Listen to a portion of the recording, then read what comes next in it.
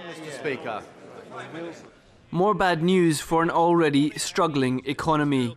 Britain has to confront its problems.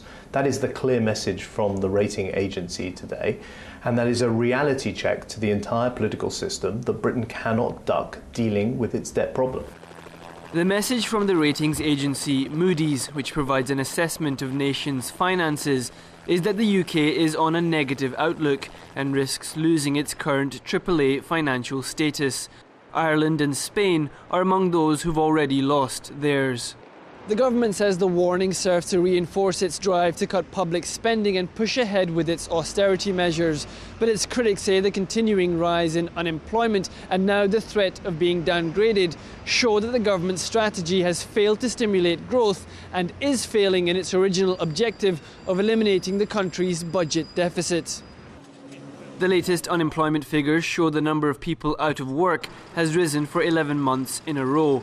Youth unemployment is at more than 1 million, and the total number of unemployed now sits at 2.67 million, or just over 8%.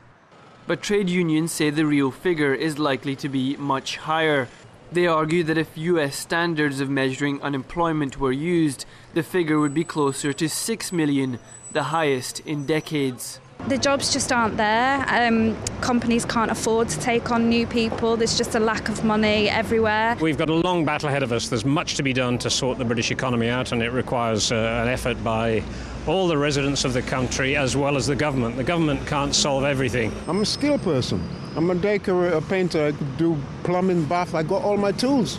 My car is parked for 2 years. My car is parked in the back of where I live because I cannot afford tax and insurance. Young people that haven't got the same qualifications are suffering even more, so it's really difficult to be able to support them and to make sure that they leave compulsory education with the same chances. The government blames overspending by previous administrations for the state of the economy.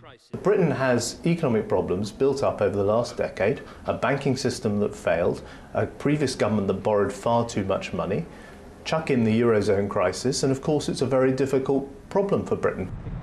That will offer little comfort to the tens of thousands losing their jobs across the UK each month.